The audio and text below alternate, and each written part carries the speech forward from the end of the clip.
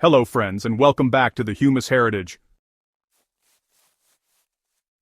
If you're joining us today, chances are you've been out in your garden, frustrated and exhausted, pulling what seems like an endless parade of weeds.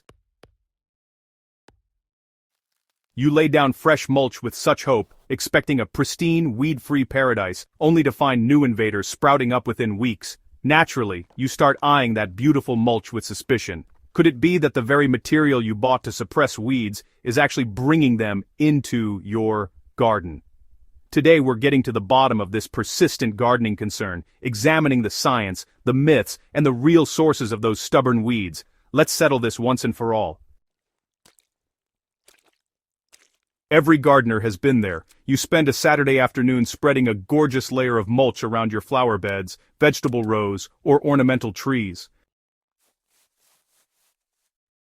You step back admiring your handiwork, confident that you've just created a fortress against weeds, but fast forward 2 or 3 weeks and there they are, dandelions, chickweed, crabgrass, and, well, a dozen other uninvited guests cheerfully thriving in what should be your weed-free zone. The immediate reaction is to blame the mulch. After all, it's the newest addition to your garden, and honestly, the timing seems to match up perfectly. This frustration has led to a widespread belief that mulch itself is a Trojan horse, secretly delivering weed seeds directly into your carefully tended beds. But is this reputation deserved, or have we been blaming the wrong culprit all along? The Great Seed Conspiracy. Debunking myths. Let's talk about how commercial mulch is actually produced. Most quality mulches, whether they're shredded bark, wood chips, or composted materials, go through a rigorous processing journey. Commercial operations typically subject organic materials to high temperatures during production, especially if the mulch is composted. So, this pasteurization process is designed to break down the materials and, importantly, kill off pathogens, insects, and yes, weed seeds. For pure wood chip mulches sourced directly from arborists who are simply processing tree parts, there's virtually no opportunity for weed seeds to enter the mix at all. These materials are fresh wood, bark, and branches from trees that don't harbor the kinds of weedy plants that plague garden beds. Now, it's true that not all mulch is created equal. Municipal compost made from mixed yard waste or mulches that include manure-based materials can potentially contain viable weed seeds if they haven't been composted at sufficiently high temperatures for long enough. This is a legitimate concern, but it's far from the universal truth that many gardeners assume. Reputable suppliers understand this issue and take steps to ensure their products won't introduce problems into your garden. The key is knowing your source and understanding what type of mulch you're purchasing. Here's where things get interesting, and where we really need to shift our perspective entirely. The uncomfortable truth is that your garden is under constant bombardment from weed seeds, whether you mulch or not. Every time the wind blows, it's carrying thousands of seeds from nearby lawns, fields, and wild areas. Dandelion seeds, with their delicate parachutes, can actually travel miles on just a gentle breeze. Thistles, pigweed, and countless other opportunistic plants produce seeds that are specifically designed for airborne dispersal. Your garden is, well, essentially a landing zone for these aerial invaders every single day. Even more significant is the weed seed bank already residing in your soil. Scientific studies have shown that every square foot of garden soil can contain hundreds, even thousands of dormant weed seeds just waiting for the right conditions to germinate. Some of these seeds can remain viable for decades, patiently biding their time beneath the surface. When you disturb the soil through digging, tilling, or even just walking through your beds, you're bringing these dormant seeds closer to the surface, where light and moisture can trigger their germination.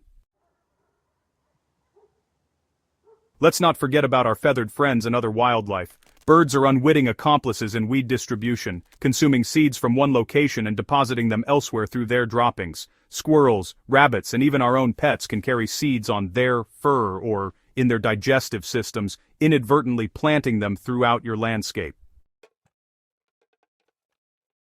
So, pay attention to where and how new weeds are emerging in your mulched areas. In most cases, you'll notice that weeds are actually sprouting through the mulch layer, not from within it. their roots reach down into the soil below, drawing nutrients and water from the earth beneath your mulch.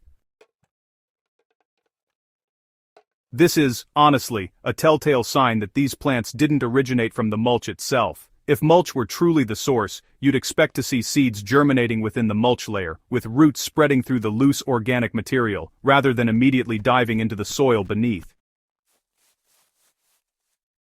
The types of weeds appearing in your garden also tell a story. Common culprits like dandelions, plantain, clover, and all sorts of grasses are almost exclusively wind-dispersed or already present in your soil's seed bank. These just aren't plants that would be found in processed wood chips or bark mulch. When you see these familiar faces popping up, you can be confident they arrived through natural dispersal mechanisms, not from your mulch bag. Smart mulch. Smarter gardening.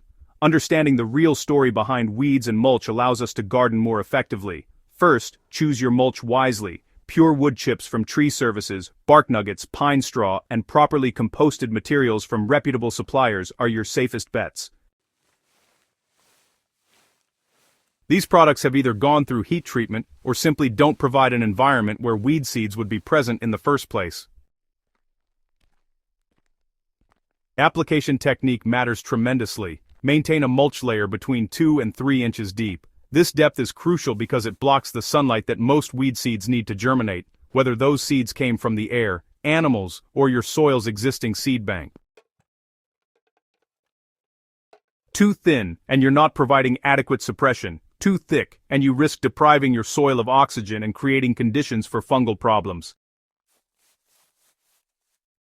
For those seeking a little extra protection, consider laying down a biodegradable barrier before mulching. Plain cardboard or several layers of newspaper work beautifully, decomposing over time, while at first providing an impenetrable barrier against emerging weeds. Top this with your decorative mulch, and, well, you've created a pretty formidable defense system. The ultimate takeaway is this: mulch remains one of your most valuable tools in the fight against weeds. The secret isn't a lie, but it's been, misunderstood. Quality mulch doesn't bring weeds to your garden, it actually prevents them from establishing. When applied correctly and maintained properly, mulch suppresses germination, conserves moisture, regulates soil temperature, and improves soil health as it breaks down. The occasional weed that does appear is easily pulled from the loose mulch surface before its roots reach the soil below.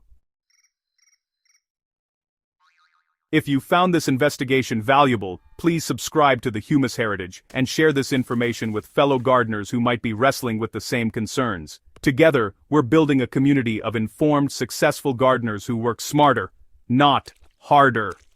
Happy gardening.